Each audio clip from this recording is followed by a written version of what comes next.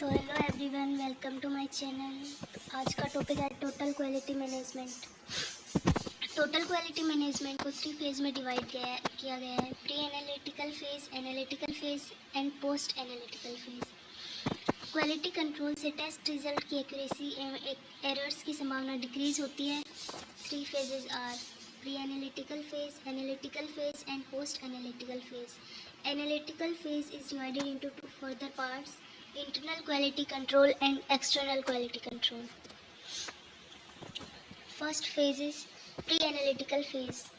इस फेज में actual sample analysis से पूर्व के कार्य परफॉर्म किए जाते हैं, जो निम्न प्रकार से हैं. First point is patient identification, sample collection.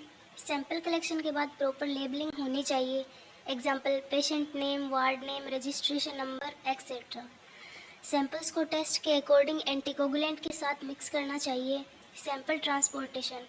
Sample collect कर लेबोरेटरी में ट्रांसपोर्ट प्रॉपर्ली एनालिसिस के लिए कर दिए जाते हैं. So second phase is analytical phase.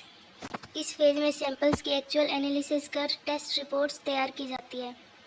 Sample analysis से पूर्व क्वालिटी कंट्रोल को फॉलो किया जाता है, जो कि मुख्य रूप से 2 टाइप्स की होती है. A is internal quality control and B is external quality control. Quality control को फॉलो करने के बाद ही टेस्टिंग करनी चाहिए और रिपोर्ट्स को मेंटेन करना चाहिए.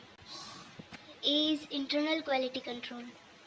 इसमें लेबोरेटरी स्वयं रिस्पॉन्सिबल होती है, क्योंकि इसमें लैब के senior staff quality control follow करते हैं और प्राप्त रिजल्ट को नोट कर एनालिसिस करते हैं.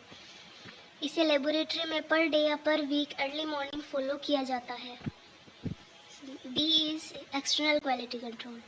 इसमें लेबोरेटरी स्वयं रिस्पॉन्सिबल नहीं होती है, क्योंकि इसमें आउटर एजेंसी का रोल होता है. आउटर एजेंसी सैंपल्स को लैब में ट्रांसपोर्ट करती है और लैब के सीनियर स्टाफ सैंपल एनालिसिस कर प्राप्त रिजल्ट को पुनः आउटर एजेंसी में ट्रांसपोर्ट कर देते हैं.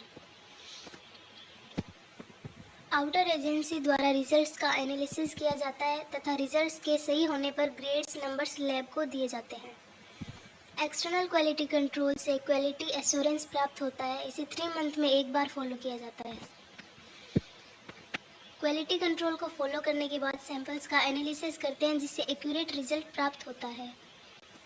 Third is post analytical phase.